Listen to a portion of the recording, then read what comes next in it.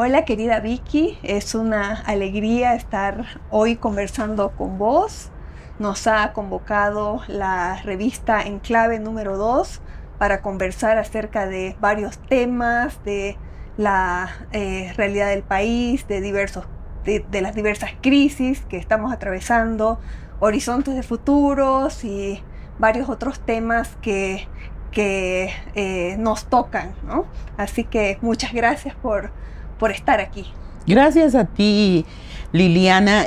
Va a ser una continuación de nuestras conversaciones. Tú y yo siempre hablamos mucho y de todo, de cosas muy variadas, y entonces responder a esta convocatoria de la revista Enclave 2 me parece una maravilla, así que comenzaremos con esta conversa. Eso, perfecto.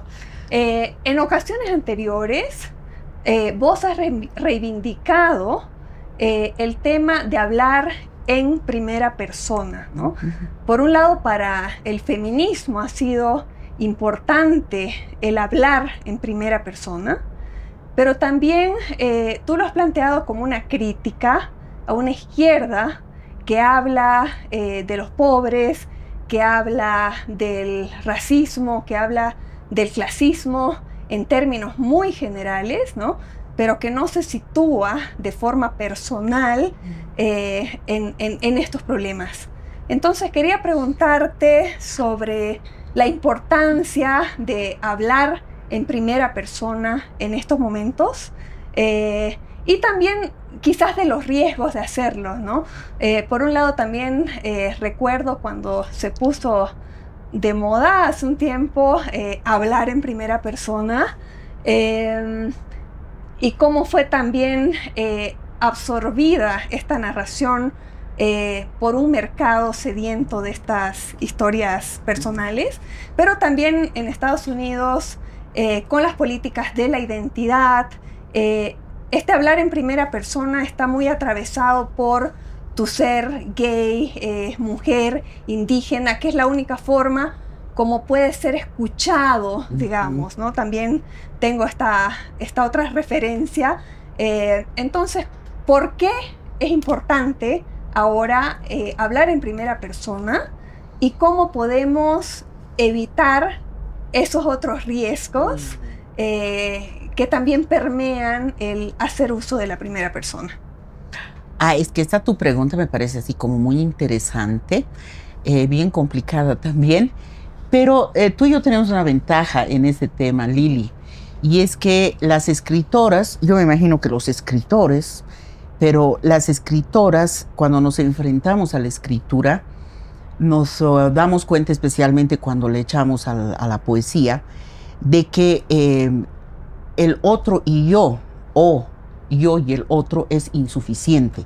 Es una camisa de fuerza muy cerrada, y las ciencias sociales y la política solo trabajan el yo y el otro. Nosotras, cuando escribimos, multiplicamos esos yoes que somos, y entonces sabemos que decir yo es decir miles, y a más entramos en la escritura, más yoes aparecen, ¿no? Y las políticas de la identidad no van pues hacia esos otros yoes.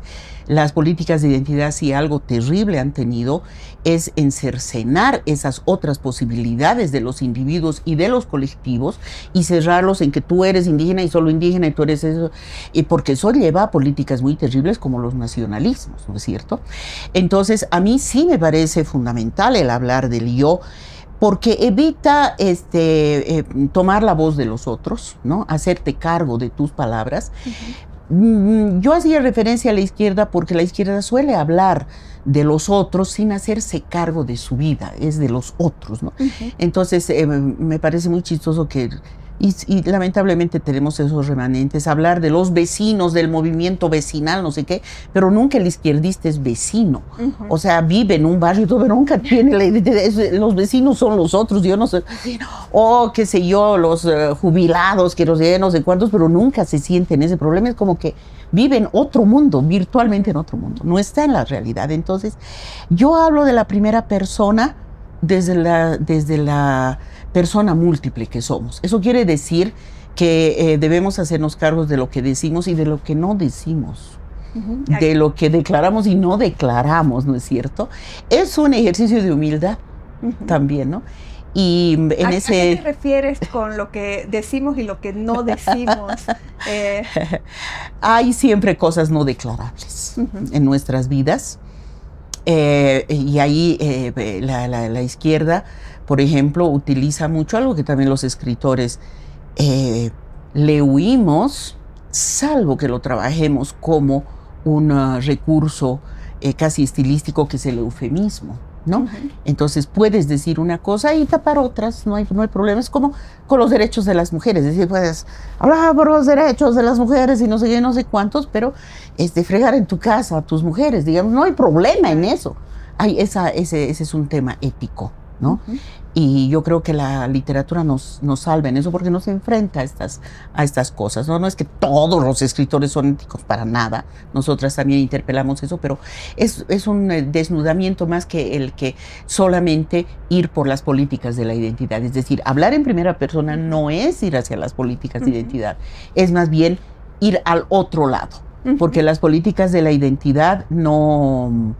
trabajan en función del eufemismo, trabajan en función de lo no declarable, en función de la doble ética, y eso es lo que no queremos.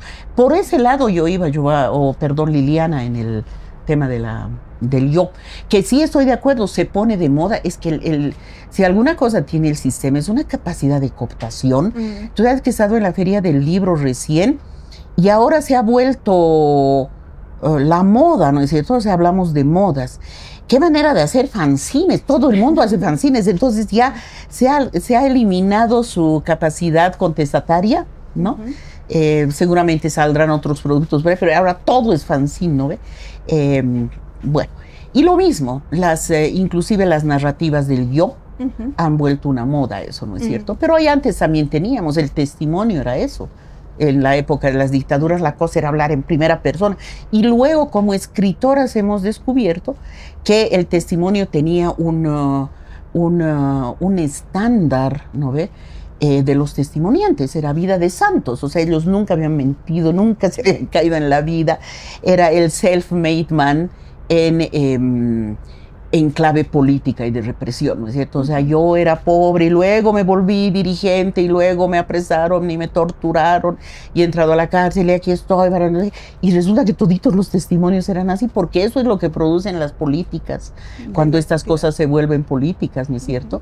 Y las narrativas del yo más o menos han ido por ahí también, Liliana, tú y yo sabemos. O sea, de pronto empiezan a pasar todos los que escriben en primera persona, es huirle más bien a eso, ¿no? Porque no tiene sentido y le quita esa su capacidad contestataria. Y de hecho, yo leí tu texto en el que reivindicabas el hablar en primera persona, ¿no? Justamente en el Enclave Salvaje, y era un texto que abordaba los sucesos del 2019, ¿no? Que es un tema que no ha sido muy explorado tampoco desde la izquierda, ¿no? Y tenías tú un enfoque muy interesante con respecto a los sucesos de esa época, los así llamados por algunos revolución de las pititas, ¿no? Sí. Y hablabas también de hacernos cargo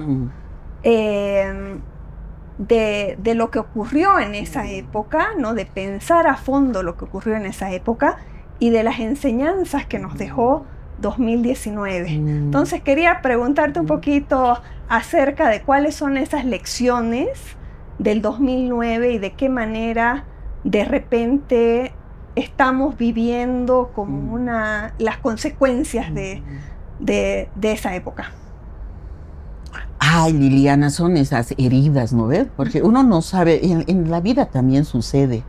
A veces, revisando algunas heridas en mi vida, yo digo, el momento en que sucedieron, tenía estas características, y yo no sabía que eso se iba a convertir en una herida que iba a guiar luego mi vida. Y yo decía, ay, mira las cosas que estamos haciendo, ¿cuál de estas va a guiar mi próxima etapa en la vida? ¿Cuál de estas se convierte en trauma? ¿Cuál de estas es terrible? Y a nivel social también sucede eso, ¿no? Y luego las heridas, pues es lo primero que tratamos de ocultarnos a nosotros mismos, porque es muy doloroso. No es que uno se hace consciente de una herida y listo. No, no, no, no. Es algo mucho más doloroso y a nivel social, sin querer hacer un parangón así muy directo, digamos, pareciera suceder lo mismo, ¿no? Es decir, hay heridas que como sociedad también tratamos de evitar hablar. Yo creo que, por ejemplo, ahora que estamos en vísperas de las elecciones nacionales, que además parece que el tiempo en que va a suceder se alarga, así como en la ciencia ficción, ¿no? O sea, se alarga y luego se alarga. Y a veces una semana en tu vida pasa muy rápido. Ahora es una semana larga, ¿no? Nunca llegue el 17 de agosto para la votación.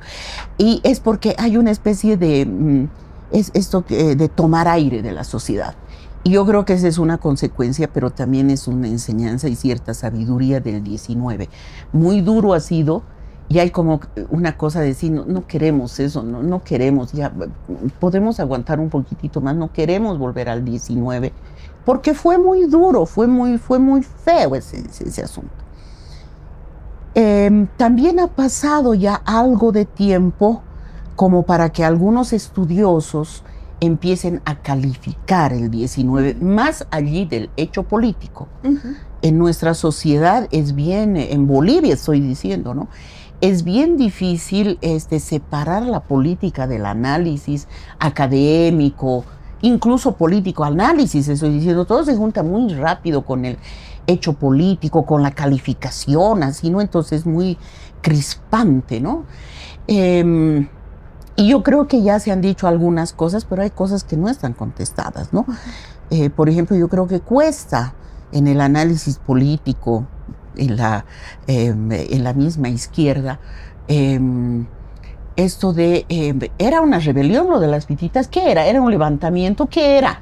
Es mejor decir, no sé, no sé qué era. Es mejor darse la vuelta, ¿no? ¿Qué era así?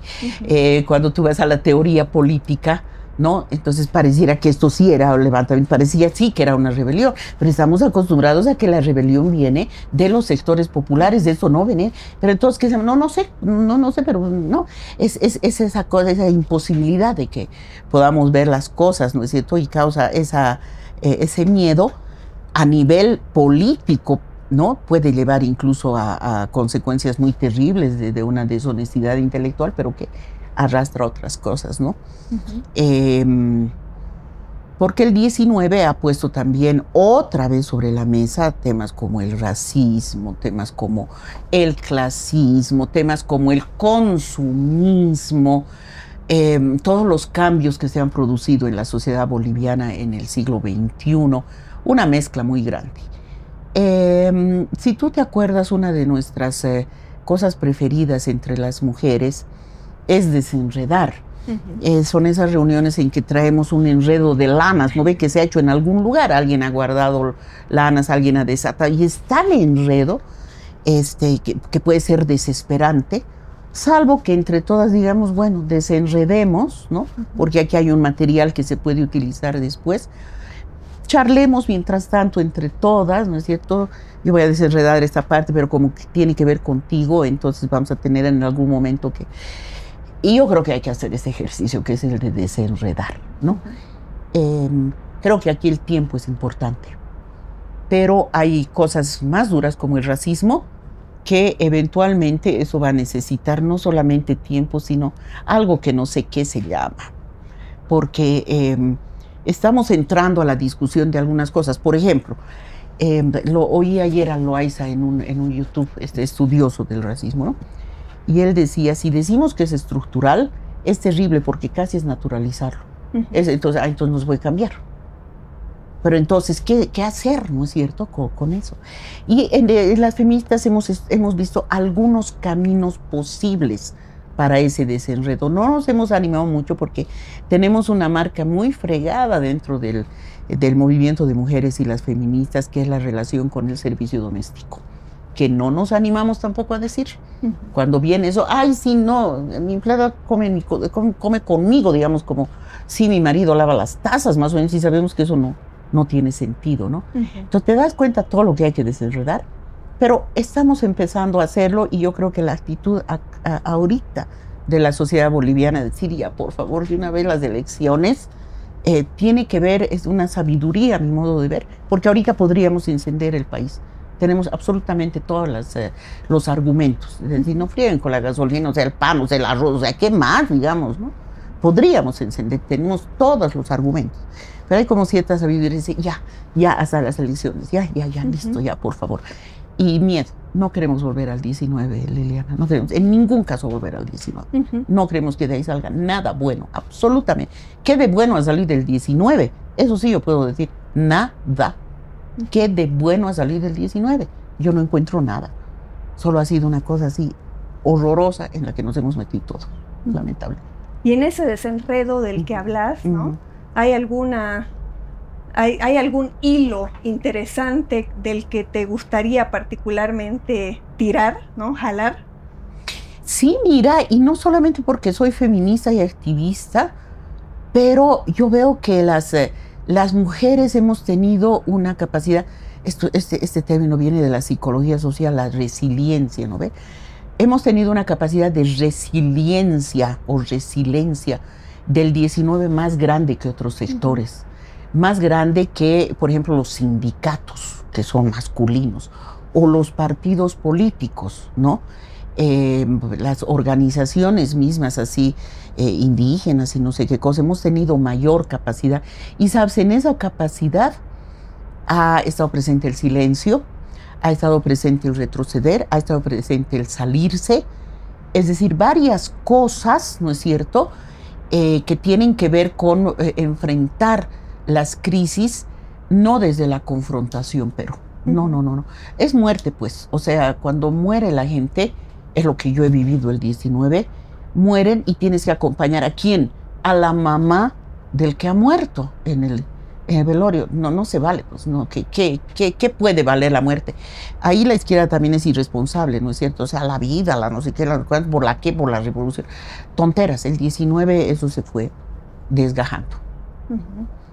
Y últimamente hay muchas críticas muy fuertes ante el poder estatal, ¿no? Como un poder que se lo caracteriza, por un lado, como un monstruo ineficiente, opresor, represor, ¿no? Y efectivamente hay muchas reformas y cambios que se necesitan implementar porque vivimos una crisis estatal actual bastante profunda, pero al mismo tiempo el Estado es el que garantiza y extiende derechos a los ciudadanos y que son producto de luchas colectivas, ¿no? que han tomado décadas. Entonces, por un lado, ¿cómo hablamos del Estado y cómo exigimos estas reformas, ¿no? Pero a la vez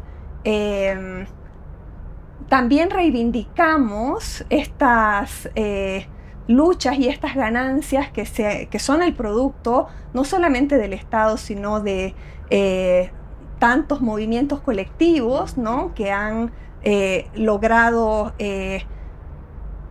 catapultar hasta el Estado estos pedidos, ¿no? Y extenderlos a toda la población. ¿Cómo? ¿Tú sí crees que hay una interpelación al Estado o más bien estás pensando en una interpelación al gobierno? Yo creo que capaz a ambas cosas, ¿no? A la manera como creemos que debería ser el Estado, más allá del gobierno de turno, ¿no? Pero también, obviamente, al gobierno de turno, que es aquel que implementa, pues, medidas, ¿no? concretas. Claro. No, claro, es interesante eso que dices, ¿no? Yo sí creo, sí comparto contigo esto que dijiste al final, de que hay una interpelación al gobierno, pero también una interpelación al Estado. Si nos ubicamos en el momento actual, yo tengo la impresión que la debacle del Estado plurinacional comienza, digamos, o se ve, lo primero que se ve es la debacle del gobierno y sus políticas, ¿no? Pero es el Estado y que nos jala a todos. Es decir, toda la sociedad boliviana estamos así jalados por esa debacle del Estado plurinacional.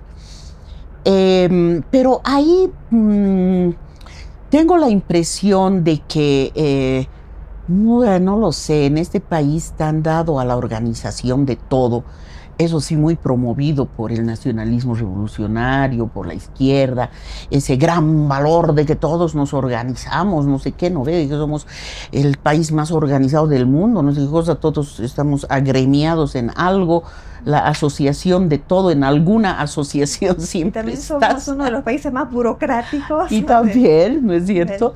Entonces, no sé si eso, por ejemplo, da para pensar en una de las cosas básicas del Estado, que es el tema de la democracia. Yo creo que otra de las cosas que se está cayendo, pero no sé si llegará realmente a interpelarse, es el sistema de representación. Que el 2006, cuando se va conformando la Asamblea Constituyente y se va redactando la nueva Constitución Política del Estado, que se aprueba el 2009, era un punto central, ¿no es cierto? O sea, de la sociedad civil. Queremos otro tipo de representación y lamentablemente es lo primero que negocia el MAS en Oruro y volvemos exactamente a lo mismo. Y ahí vienen cosas vergonzosas que lo mismo no hemos querido ver. Por ejemplo, que los pueblos indígenas, que nada sin los pueblos indígenas y les dan 7 escaños. Y eso era todo. O sea, bueno, uno dice que ¿cómo? ¿Cuándo? ¿Dónde? El 2006, cuando la derecha estaba arrinconada. ¿Por qué hace eso el MAS? Nunca lo entenderé. Nunca lo entenderé. ¿Cómo es posible que con todo ese discurso sobre lo indígena y les dan 7 escaños a todos los pueblos indígenas en el Parlamento? Ya después uno se va explicando algunas cosas. No, claro, es que la mayoría eran aymaras y quechuas, iba por otro lado esa cuestión, ¿no? Es decir, estos 7 eran para los indígenas ni quechuas ni aymaras. Ellos van a estar en el poder central. Entonces, esto es para los itonamas, los no sé quién, los no sé cuántos, ¿no? Terrible, pues no sabíamos que eso venía así, ¿no? Pero, ¿por qué te digo eso?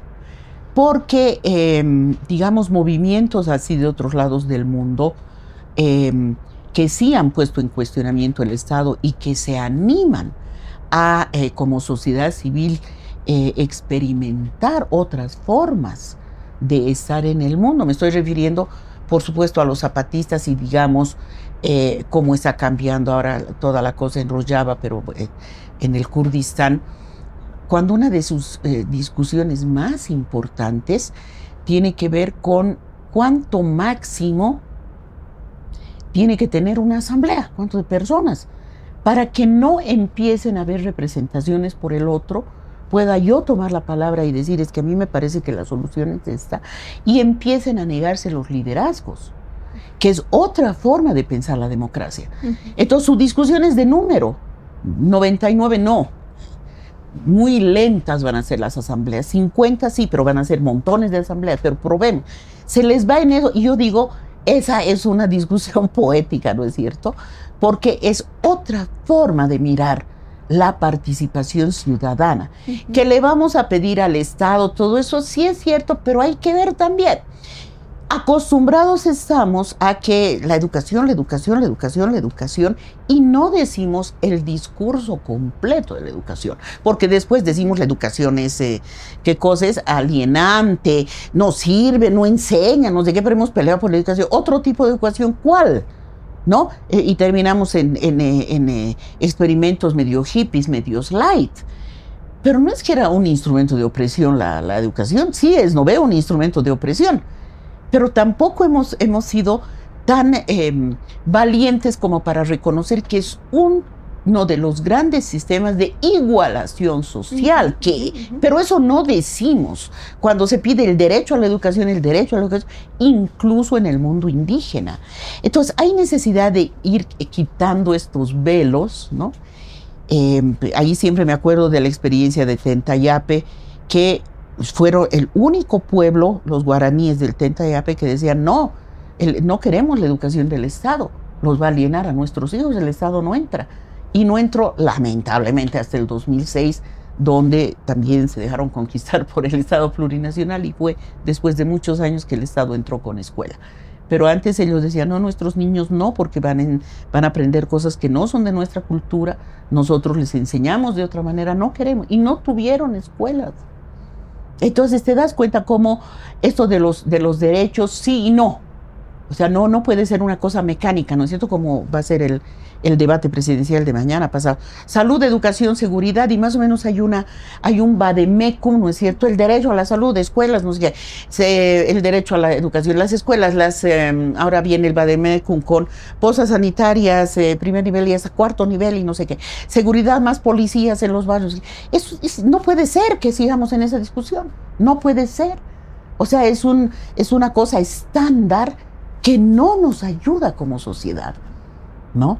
Entonces, tenemos pues todo el derecho de repensar nuestras demandas al Estado, ¿no?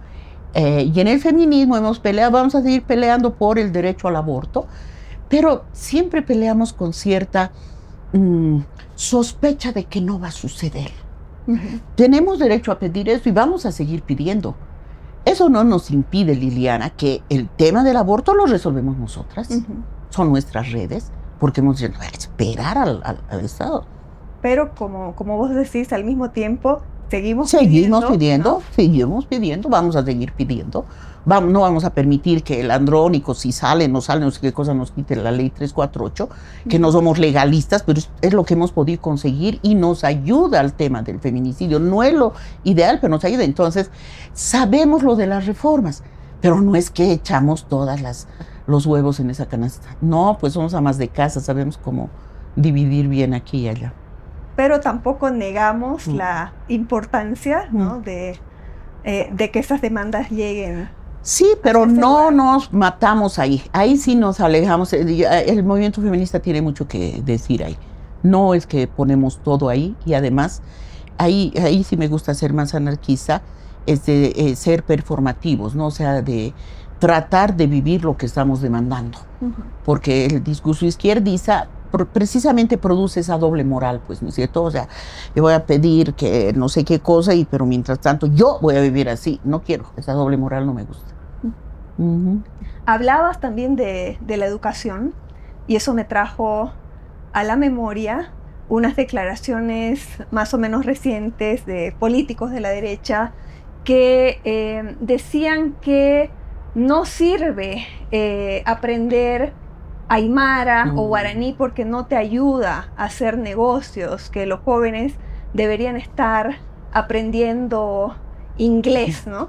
Por un lado hay allí como una crítica a ciertas medidas también performativas de que para ser funcionario de gobierno tienes que hablar un idioma originario, lo cual resulta en ventas de certificados, ¿no? Para simplemente tener el cartón que acredite que estás hablando una lengua originaria, aunque no sea el caso, ¿no? Pero por otro lado, esas declaraciones que vuelven a circular en estos momentos electorales son ideas muy viejas ya de la derecha, que apuntan también a un gran autodesprecio, ¿no? Por la diversidad cultural boliviana, un mirar afuera como el horizonte, ¿no? de los bolivianos. Así que quería preguntarte, ¿no? ¿Qué tendrías que decir ante estos discursos que vuelven a hacerse presentes, ¿no? en la esfera pública en momentos como este? Yo te diría ahí que las dos cosas. Me gusta a mí en eso de los idiomas pensar, para no volverme otra vez a atacar, porque eso que tú has dicho de la venta de certificados es pues vergonzoso, lamentable que una política así se convierta en eso, ¿no es cierto? Que es totalmente real.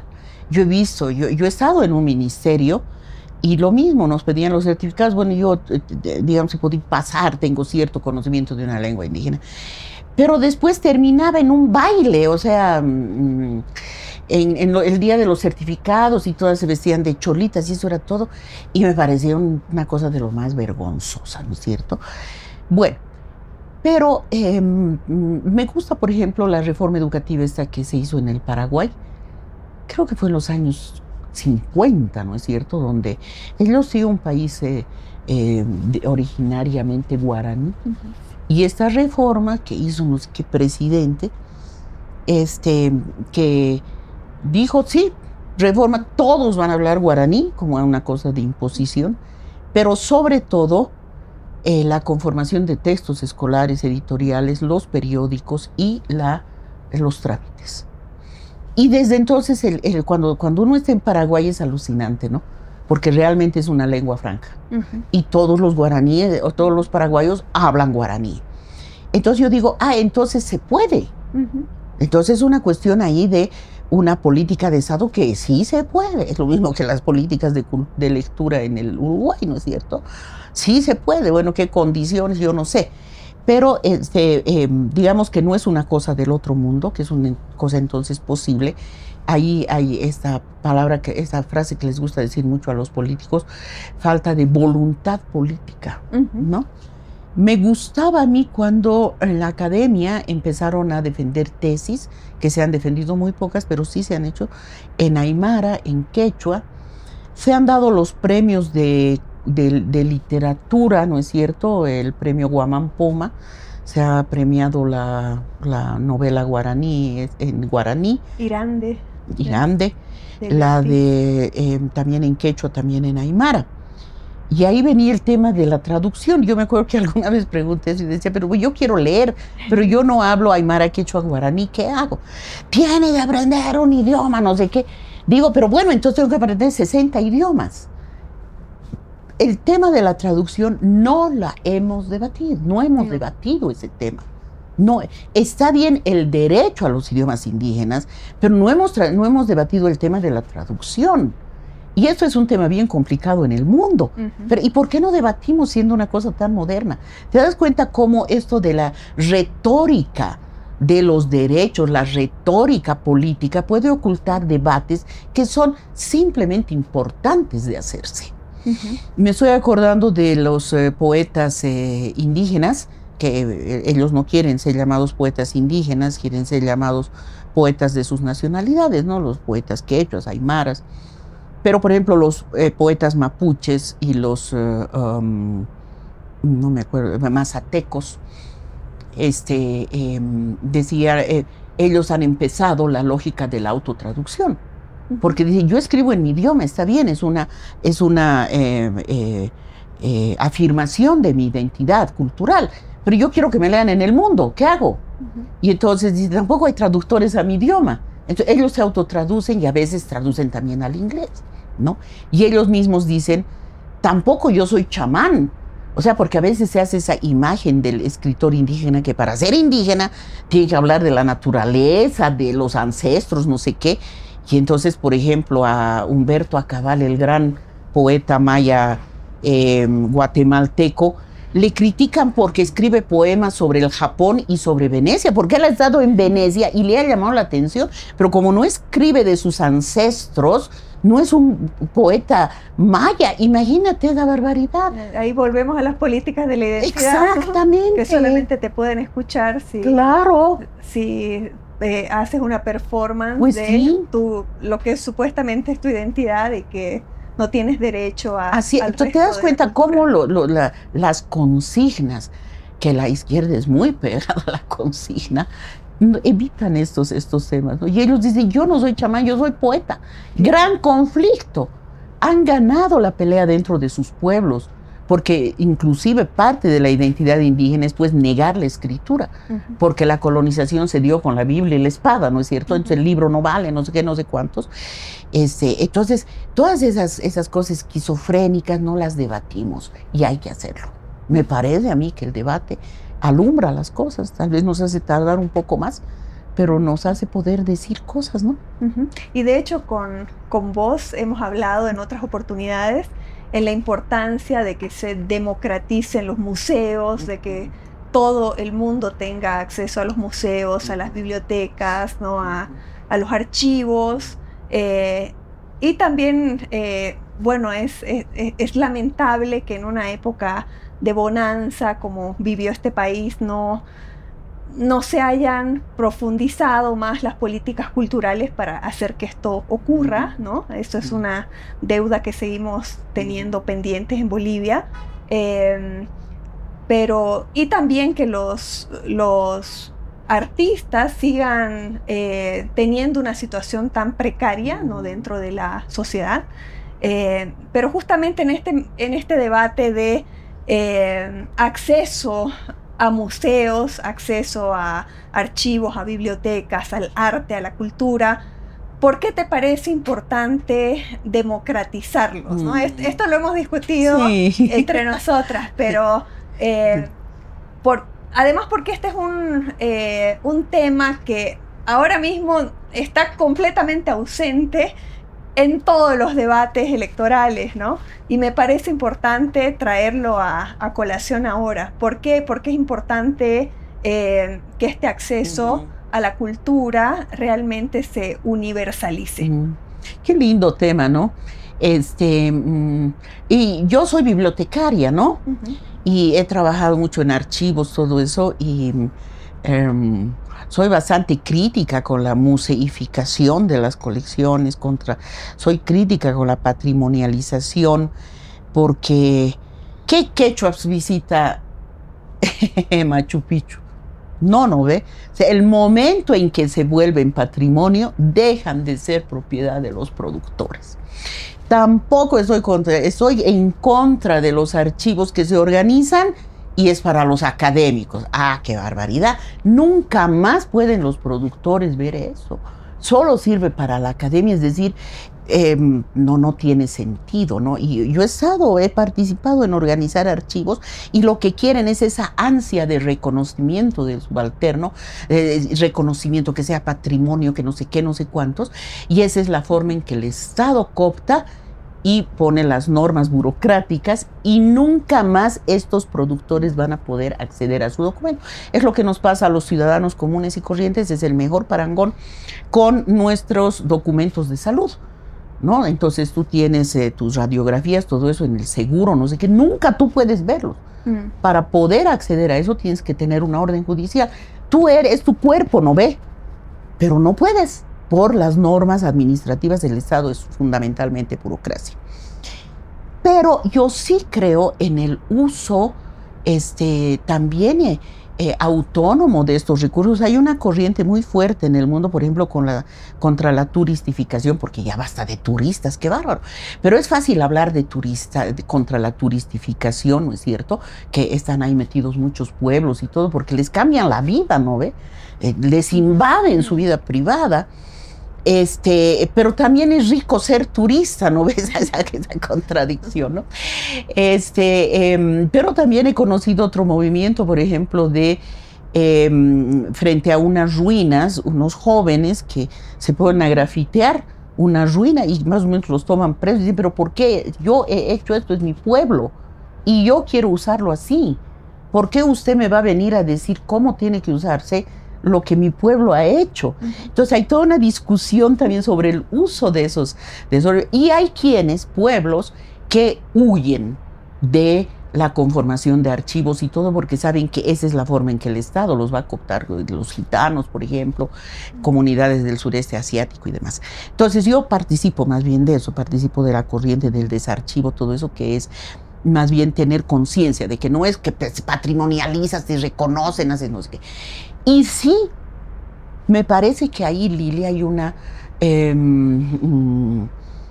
también otro debate pendiente sobre el tema de la modernidad.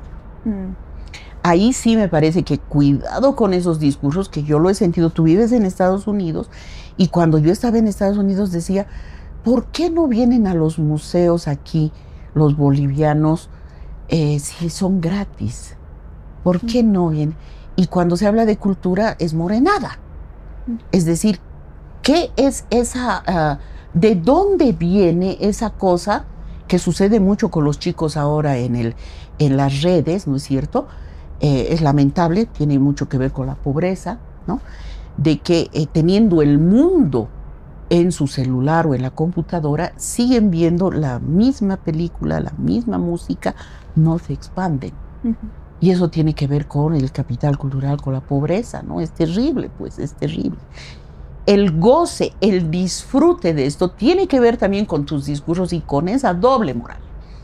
Esa doble moral en la cultura a mí me reventaba cuando yo estaba muy militante en la izquierda. Había ¿sabes qué? Un estándar básico de los izquierdistas que era música, sí, un poquito de blues, ¿sabes qué? Sí, Estito. Un poquito de rock, sí, Estito. Un poquito de música clásica, sí, Estito. Un poquito. No disfrutaban, en verdad. Era muy difícil encontrar. De películas, sí, estitas, ¿no es cierto? Estitos, los famosos estitos. Una cultura tan básica que tú decías, no se vale teniendo todos los recursos, ¿no ve? Pero en esto de las reivindicaciones, nunca ponemos en las reivindicaciones el derecho al disfrute. Y si es el disfrute, tiene que ser de tus ancestros. Muy bien, mis ancestros son africanos, mamita. Yo quiero disfrutar el arte africano, porque esos son mis ancestros, ¿no ve? Pero si tus ancestros terminan en Tupacatari, te pierdes el mundo. Claro. Y entonces te das cuenta cómo tiene que ver eso con la modernidad. El 19 nos ha descubierto que una nueva burguesía que entra a la universidad, a la modernidad por el consumo. Y el consumo es terrible, Lili, porque es el consumo de la Coca-Cola. La Coca-Cola se vuelve fundamental en estas clases. Es el refresco que marca estatus, ¿no? Entonces eso nos demostró la Alison en su investigación, cuando las que recogen coca decían, no, ese señor que nos contrata es Micha, porque nos trae cualquier refresco. Ese es el bueno, nos trae Coca-Cola. Y yo he visto en algunos velorios y demás que la cosa es con Coca-Cola. Entonces, ese consumo, ¿quiénes están criticando? Los hijos de esta nueva burguesía. Entonces, hay lugares que se salen de la retórica hegemónica, porque se ha vuelto hegemónico eso, donde está esa riqueza. Son esos lugares todavía under, Lili, que esperamos que salgan y que nos traigan una cosa refrescante para el acceso y el disfrute también, ¿no ve? De todo eso es lo que a mí me animó a hacer la contraferia, porque claro, no puede ser, pues seguimos en la feria que no puedes, pues no puedes permitir una cosa que tiene los libros tan caros, no puedes hacer, y no podemos convivir con eso tranquilamente, no se puede. Tiene que haber una actitud, ¿no es cierto? Tiene que haber una actitud, porque si no, pues ya qué vamos a hacer, digamos, ¿no? Y ese que vamos a hacer no se supone. Y hace poquito en Santa Cruz fui a la biblioteca pública y el bibliotecario me hizo pasar a ver la biblioteca personal de Hernando Sanabria Fernández. Ah, qué lindo. Que la están terminando de catalogar, y me explicó que esa biblioteca fue a punto de ser comprada por la UPSA, pero que finalmente se desanimaron o no sé qué pasó. Entonces la adquirió la biblioteca pública, ¿no? Y me contaba qué suerte que la UPSA se desanimó, ¿no? Porque ¿qué pasa si algún día la UPSA, como institución privada, deja de existir? Esa colección puede ir a parar a cualquier lado, ¿no? A un depósito o quizás a una colección particular, ¿no? Porque es privada, ¿no? Es una barbaridad eso. Entonces me dice que bueno, que esta biblioteca fue comprada ¿no? con fondos del municipio, porque ahora está disponible para todos. Y era tal cual, entras, ¿no? Preguntas, la biblioteca de Hernando Sanabria, te la llevan y ahí estás, y es posible curiosear esas maravillas que tiene, ¿no? Y yo también, uno de mis recuerdos de la infancia es haber ido a la biblioteca, esa misma biblioteca pública, cuando todavía no existía un sistema digital, sino ficheros, ¿no? Y haber estado mirando esos ficheros y pidiéndole al bibliotecario ciertos libros, y ahí es como leí, por ejemplo, a Cortázar, ¿no? De la biblioteca pública, a varios autores del boom, ¿no? Con libros que te prestaban para llevarte a tu casa. Wow. Lo único que se necesitaba hacer era rellenar un formulario con tus datos, tu dirección, tu teléfono, que ellos verificaban, y te daban por un periodo de algunos días esos libros para llevártelo a tu casa. Entonces a eso yo me refiero con el acceso público, sí, ¿no? De bienes culturales que deberían ser no solamente el privilegio de una élite que los pueda comprar, y que, como bien decís, los libros están cada vez más caros, por ejemplo, pero que haya una biblioteca donde los podás sacar gratis y llevártelos a tu casa, para leerlo sin pagar durante unos días, o para acceder a esa colección de Hernando Sanabria sin pagar, ¿no? Simplemente entrando ahí a la biblioteca. Entonces, maravilloso. Pero es que tú estás hablando de una ciudad. Yo ahora estoy dedicada al estudio de la lectura. Entonces, digamos, puedo decir de con cierto conocimiento de causa que los cruceños, que son sus instituciones, pero sobre todo, yo diría, los escritores, ¿no? ¿Cómo será? Pues las organizaciones de barrios han hecho un sistema bibliotecario municipal impresionante. Ese préstamo domiciliario que ha costado tanto en los bibliotecarios, porque el bibliotecario más o menos que se va a todo así, solamente ha podido darse en Santa Cruz, y es el único lugar donde todavía tiene el sistema de bibliotecas municipales. Aquí en La Paz más bien han empezado a cerrar las bibliotecas municipales, y con gran dolor hemos visto cómo la Fundación Patiño decidió que más que biblioteca era importante la educación. Nunca entenderé eso, y ha cerrado una biblioteca bellísima que nos costó.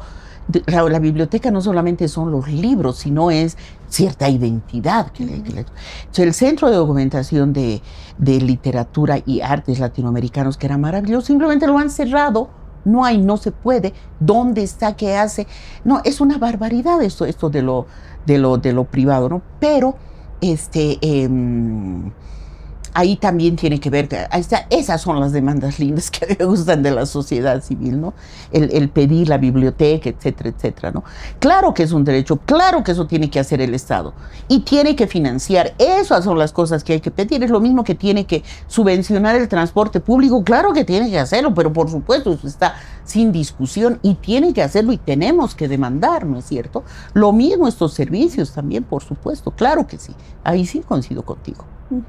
Pero hay que crear también esa, yo no sé, no sé si es ansia, no sé si es necesidad, no, la cuestión de hábito lector es espantoso, ¿no? Esa políticas frase. Culturales, ¿no?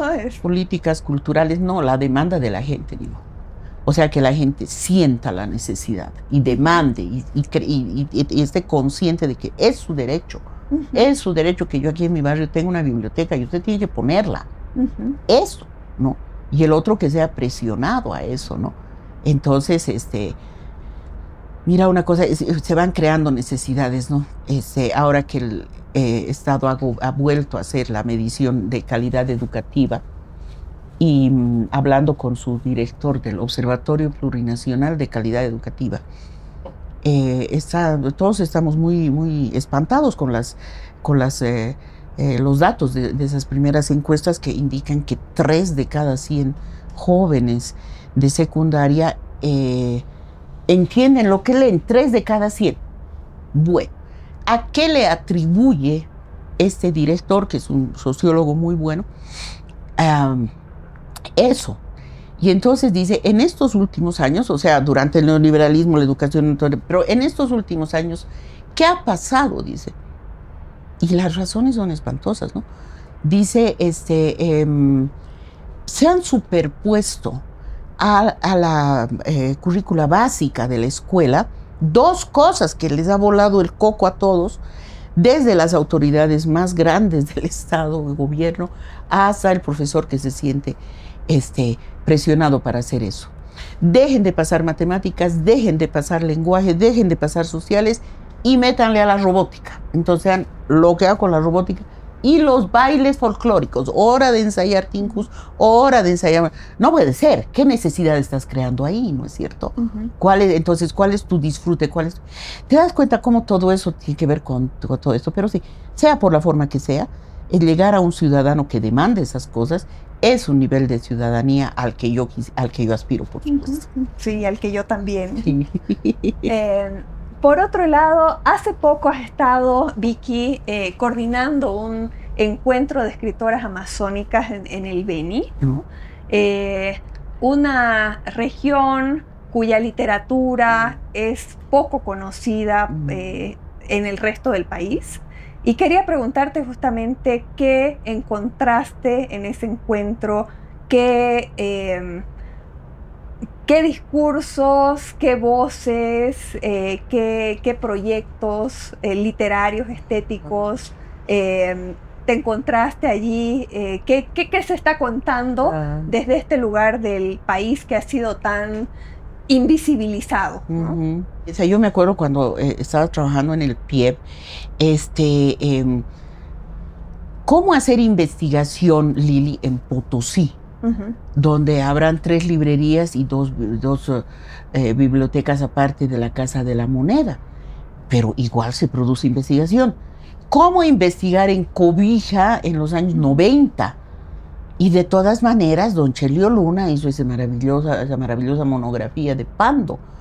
Y entonces, o sea, a pesar de todas estas cosas, hay así unas energías de la gente, ¿no es cierto?, que hace cosas. Ahora, una de las cosas lindas de estos encuentros de escritoras, que ya este es el tercero, el primero lo hicimos en Sucre, el segundo en Oruro, en el intento de preguntarnos, ¿están quienes son? ¿Sí?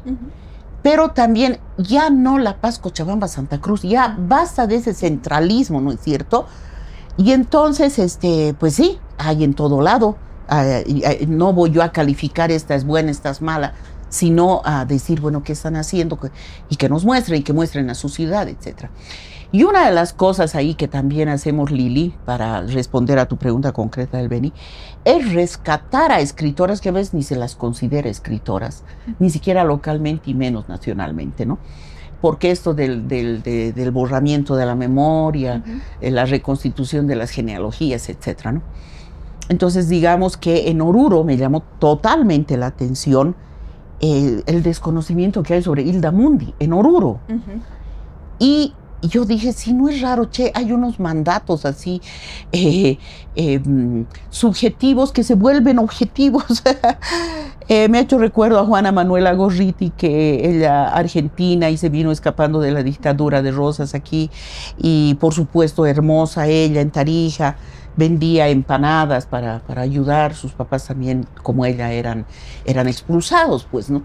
Y resulta que, claro, tan linda niña, y en ese tiempo soldado Isidoro Belzu la ve, se enamora, y luego se casa, no sé qué, y resulta ser la primera dama de la nación, una de nuestras primeras escritoras.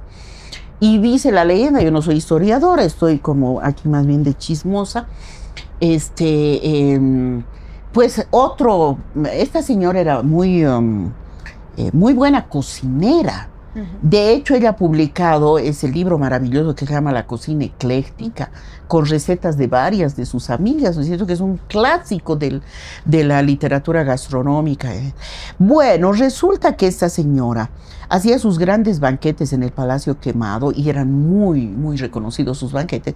Por ahí incluso está cierta teoría, que yo no la sé si es cierta o no, de que cuando ella vendía las empanadas, que eran, dice, muy ricas, las personas pues decían, anda a comprar las empanadas que hace la salteña, porque esta señora era de Salta, y entonces que uno de los posibles orígenes de la salteña es porque viene de la salteña. Bueno, en uno de esos banquetes, el Belzu descubre que la señora esta se hacía ojitos con otro militar, entra en cólera, monta en cólera, la bota de su vida, la bota del Palacio de Gobierno y la bota del país.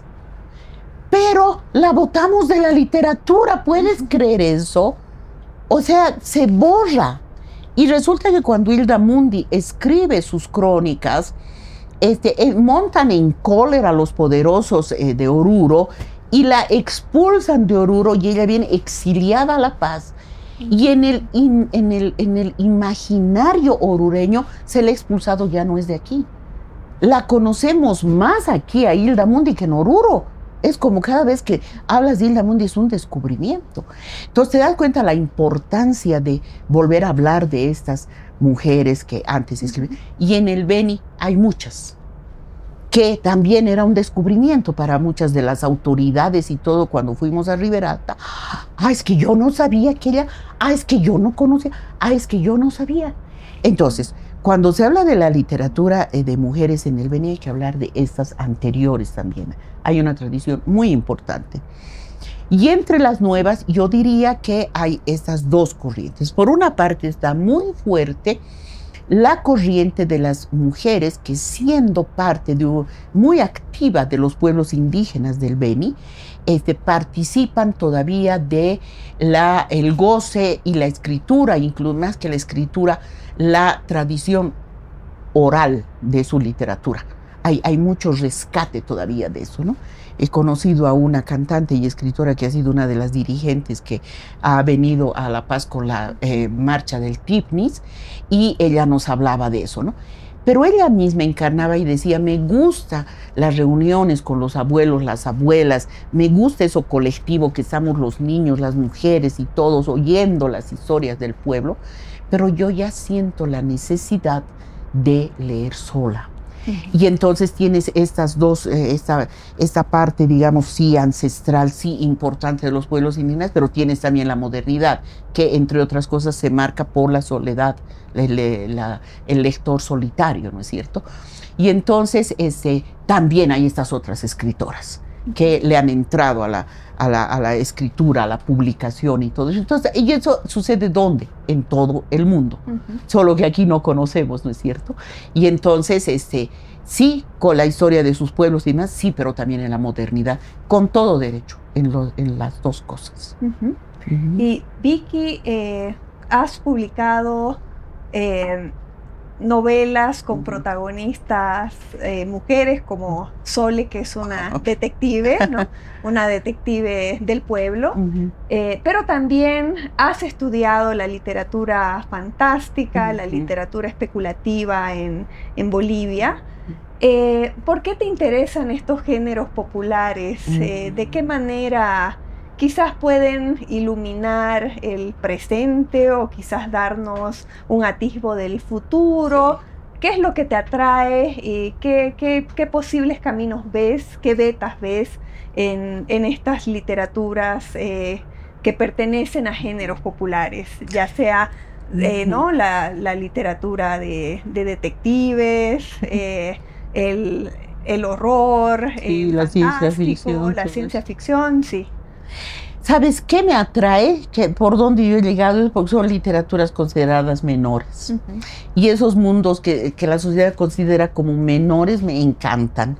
Ahorita estoy en toda la investigación de lectores, entonces hay las lecturas no declarables, ¿no es cierto? O sea, le llamamos lector a quien ha leído el último Nobel, pero el que ha leído el último libro de física no es lector, ¿no es cierto? Y la que lee la Biblia no es lectora.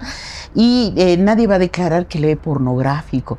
Entonces, me encantan esos mundos de las desobediencias así relacionadas con el texto, ¿no? Hemos descubierto una librería específica, pero solo para las K-poperas, y yo no puedo creer, o sea, leen que da gusto, esta es así que es de gusto, de placer, le está valiendo el Nobel, no sé qué, ella quiere leer lo que el vocalista de la última banda de K-pop ha dicho, he leído eso, yo quiero leer, entonces están ahí con sus sagas, todo.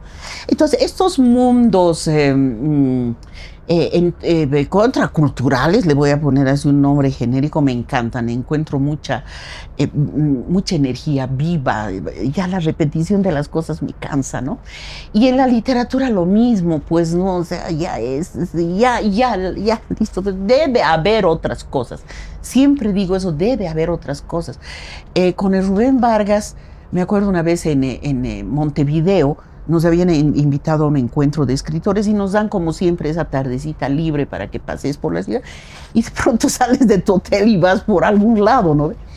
Y entré a una tienda que era una disquera y me pongo pues a ver ahí, ¿no? Y de pronto entre el Rubén y nos miramos y dice, Virginia, ¿qué va a comprar?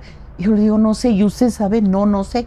Y nos gustó a los dos no saber qué comprar. Porque decíamos, si entramos a una librería sabemos qué no vamos a comprar. Si veo Paulo Coelho, yo posiblemente con mi carácter censurador no voy a comprar Paulo Coelho, sé lo que voy a comer. En cambio, en un lugar donde no sabes, siempre hay posibilidad de encontrarte con un tesoro, ¿no? Y eso era lindo, porque yo no soy música, pero me fascina la música, y de repente esto, ¿qué será, no? Así. Y eso mismo sucede con las literaturas. Algo más debe haber, esa es mi pregunta en las cosas que me gustan. Y entonces, claro, estos géneros menores, ¿no? Que la sociedad los considera menores, uy, tienen una cosa maravillosa, pero tienen representantes esplendorosos en la literatura, ¿no? De la ciencia ficción, hace poquito hay un crítico que ha hecho una encuesta de cuál sería, a nuestro modo de ver, algún libro que en el siglo XXI haya sido así un wow, así en la literatura boliviana. Y yo no he dudado en poner a la Saturnina de la Allison, ¿no? Siendo que de su misma trilogía, yo creo que no es el mejor, creo que Manuel y Fortunato es el mejor, pero la que ha roto con cosas en la novela en Bolivia es la Saturnina, ¿no? Porque además ingresa al mundo de la ciencia ficción, la distopía, que ya lo hemos aprendido con la Úrsula Le Guin y demás, ¿no es cierto? Que en realidad se escribe ciencia ficción para entender el presente, ¿no? Pero la Allison, como estamos hablando de literatura, no estamos hablando de discursos políticos, estamos hablando de literatura. Aparte de explicarnos lo que sucede en la realidad, la Allison, mira, previó también este tema de la revolución femenina, en la gran revolución indígena, ¿no? Que lo hace de un modo maravilloso, su escritura es muy hermosa, ¿no es cierto? El personaje, está ahí además la relación lésbica que muy pocas veces se ha trabajado en la literatura. Quienes la han trabajado tal vez han sido las poetas, pero en la narrativa yo creo que ella comienza, Lili, yo tampoco conozco más, pero sí homosexual, y homosexual estamos yendo a la homosexualidad ya con la reedición de Erebo, nos vamos hasta los 50, y comienza la escritura sobre la homosexualidad, pero sobre el lesbianismo no, sobre relaciones lesbianas no, y es la Saturnina la primera personaje lesbiana, ¿no? Bueno, entonces, ¿cómo no va a ser importante entonces estudiar estos otros? En la cuestión policial, bueno, ya eso lo he explicado varias veces, a mí me vino de azar, qué lindo es el azar, escribí sobre esta detective, semidetective, pero por supuesto que yo acompaño también mis lecturas con otras. Entonces, por ejemplo, el detective Katari del Loco de Borda es una cosa maravillosa, es alucinante ese detective. Y lo mismo el carácter policial de, esto lo ha hecho notar el Cachín, de Bajo el Oscuro Sol de Yolanda Bedregal, es decir, hay una tradición también detectivesca en Bolivia, pero claro, cuando estamos solamente con aquello. Y a lo otro, Lili, yo tengo que volver a decir que son ustedes las nuevas narradoras, y yo he dicho esto varias veces y lo repito y lo seguiré repitiendo, tus cuentos, esos que se ubican en el poshumanismo, pero estamos hablando de tus cuentos de hace 10, 15 años, ¿para qué? Para haberle dicho a las ciencias sociales, a la política, ya dejen de molestar con el varón, androcentrismo, todo esto. ¿Sabes qué? Se necesita, como diría la dona Haraway, hacer nuevos parentescos, que son parentescos interespecie, todo eso, y son ustedes las que lo hacen, ¿no? En sus cuentos y demás. Es decir, una vez más la literatura se adelanta al conocimiento científico, lo cual siempre celebro, que la literatura se adelante, es decir, ve otros mundos antes que el mundo científico, ¿no? Todos esos valores pues están ahí. Tenemos una literatura fantástica de primer orden, tenemos una ciencia ficción de primer orden, les gusta mucho a los jóvenes. Hay unas escritoras de ciencia ficción que tienen unas sagas así impresionantes en el YouTube y demás. Es otro mundo, maravilloso que hayan esos otros mundos, Lili. Y en una época tan revuelta como esta, ¿qué libro aconsejarías? Ya sea como consuelo, como compañía, como iluminación o como oscuridad. ¿Qué libros recomiendas a la gente que te está escuchando ahora? No, esa pregunta es muy fregada, porque entonces tienes que ir a un libro, así no sé. No tiene que ser uno, pueden ser varios. O en todo caso, en estos tiempos, ¿qué libros te han servido de compañía a vos? No, pero es que esa tu pregunta, Lili, me retrotrae a una cosa maravillosa que estoy viviendo en mi vida, que es la vejez. Qué linda que es la vejez.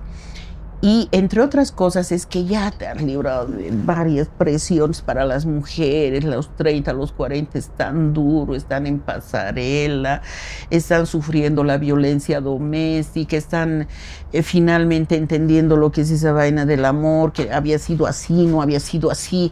Tan duros son esos años, ¿no? Entonces, cuando llegas a mi edad, ya has pasado eso, ya listo, ya fue, digamos, ¿no?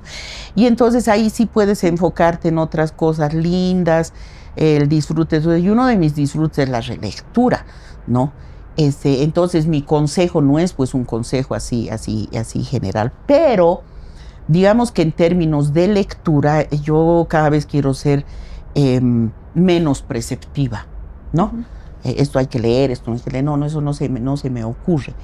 En todo caso, más me gusta preguntar qué estás leyendo y por qué. Eso es lo que más me gusta hacer ahora que estoy además enfocada en el tema de la lectura, ¿no? Pero lo que sí te puedo decir es que libros este último tiempo así he disfrutado mucho, o me ha gustado la relectura y demás, ¿no? Ahorita que estoy viendo este estante aquí en esta librería hermosa de literatura infantil, yo disfruto mucho de la literatura infantil. Entonces, María Elena Walsh, por ejemplo, que he vuelto a leer en este desmantelamiento de mi biblioteca. Ya no quiero tener biblioteca, porque si digo que no al ego, no a las posesiones, entonces ya una biblioteca es contrasentido, entonces estoy desprendiéndome. Y me he encontrado con cosas que no releí hace mucho. María Elena Walsh me parece una maravillosa escritora. Me encanta la literatura infantil de la María Elena Walsh. Es la única que se ha animado a no ser preceptiva con los niños, no vean, no decirles hay que ser así o así, o incluso con, digamos, con un discurso de conmiseración como es la literatura infantil de Andersen, que es hermosa, ¿no es cierto? El patito feo creo que es una obra de arte maravillosa, ¿no? Pero igual es de conmiseración, mira, los feos también ganan, no sé. En cambio, esta es de entrarse al mundo caótico de los niños. Eso es muy difícil hacer. Muy difícil de hacer. Entonces entras y celebrar el caos, decirle 2 más 2 es 5, sí, es 5, ¿no? A ver, alguien que diga lo contrario, ¿no ve? Y etcétera, etcétera, ¿no? Entonces, eso, por ejemplo, he disfrutado mucho. Mucho. Y por último, en esta época de crisis, ¿no? De crisis política, de crisis económica, de crisis medioambiental, vos has reivindicado la alegría, ¿no? El disfrute, lo has dicho también a lo largo de esta entrevista. Si pudiéramos quizás acabar con ese concepto, ¿no? Reivindicar la alegría en medio del caos y de las múltiples crisis en las que vivimos, ¿cómo hacerlo al mismo tiempo sin negar todos estos otros problemas tan grandes, tan estructurales, sí, para usar una palabra que también usaste antes, ¿no? Que nos echan una sombra muy grande, ¿no? Entonces, ¿cómo reivindicamos esa alegría sin caer, por un lado, en la ingenuidad, por otro lado, en simplemente tratar de negar en la negación, ¿no? Sí, ¿no? Ahí también me parece bien interesante. Viene también de la reflexión, y yo soy una persona tremendamente racional. Me acuerdo que cuando estaba como en los 30, así, era malo ser racional, había que ser intuitiva, y entonces trataba de sacarme yo la racionalidad, porque también se entiende lo racional así como que sumas todo, entonces no es pues así. Me acuerdo una entrevista que le hace Marguerite Yourcenar, qué lindo habrá sido ese encuentro, le hace una entrevista a Virginia Woolf, y le pregunta y le dice, usted es tenida como una señora muy racional, pero le pregunta con un dejo de malo, ¿no ve? O sea, usted es así, ¿no? El otro le dice, sí, para personas que somos inseguras, a veces la racionalidad nos ayuda. Y yo leí eso y dije, eso por eso. Y entonces, ¿de dónde viene eso de la alegría, ¿no es cierto? Y con cierta reflexión. Mucho del Zen, mucho del budismo, que también alimenta mucho mi vida, ¿no? Para mí la meditación es fundamental. Y ahí también la conciencia del presente, ¿no ve? pero además de reflexionar sobre cosas que el occidente es muy duro. Por ejemplo, la soledad. Qué manera de fregar con la soledad y para las mujeres, ¿no? Es decir, hay que huir de la soledad más o menos como sea, y eso te marca a los 30 y 40, ya te has casado, ya tienes hijos. ¿Por qué no? ¿Qué pasa? ¿Cuál es el problema? ¿No es cierto? Pero claro, si pensamos en clave de la soledad budista, la soledad zen, ¿no es cierto? Más bien de anhelar la soledad, cambias la cosa, ¿no es cierto? Es decir, se da la vuelta. Ahora, eso no es sencillo, es un aprendizaje de a ver cuándo puedes disfrutar realmente y anhelar eso, y que no es alejarte del mundo, no es volverte, porque entonces sola es antisocial. No me jodan, o sea, todas esas cosas son muy fregadas, muy duras, ¿no es cierto?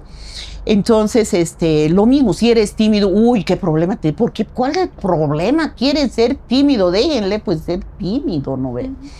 O es alegre, qué bien, o sea, la cosa es ser alegre, otra vez al modelo. Esas cosas que nos suceden todos los días y que no las reflexionamos, ¿no? Entonces, hablar contigo es una alegría.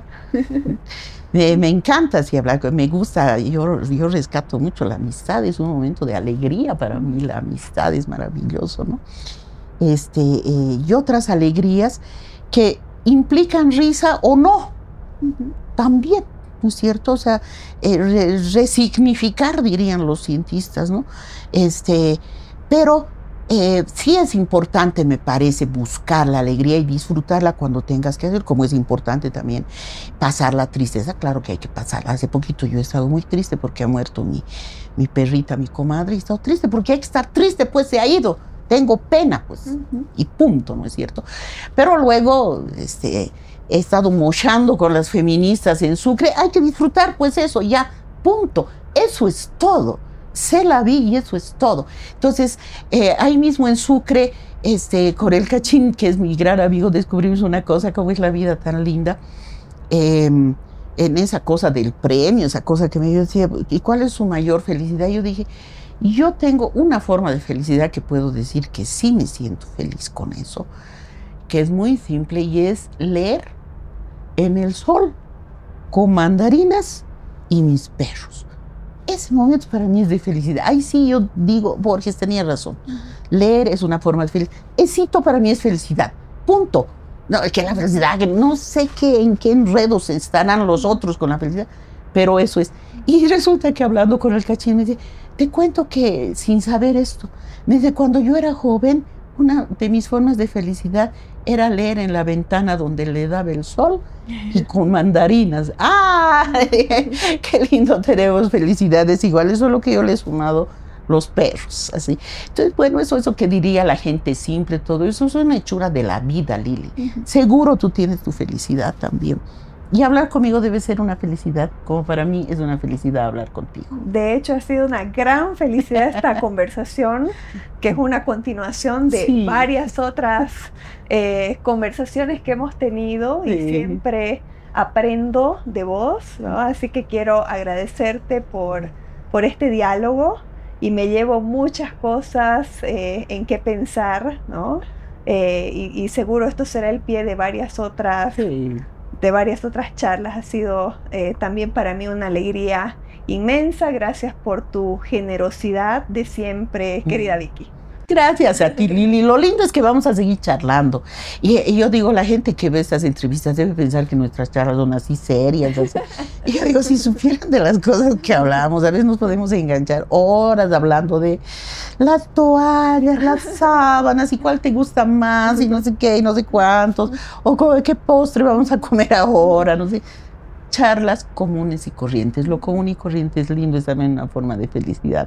Gracias Lili, gracias a la revista En Clave 2. Gracias a todos.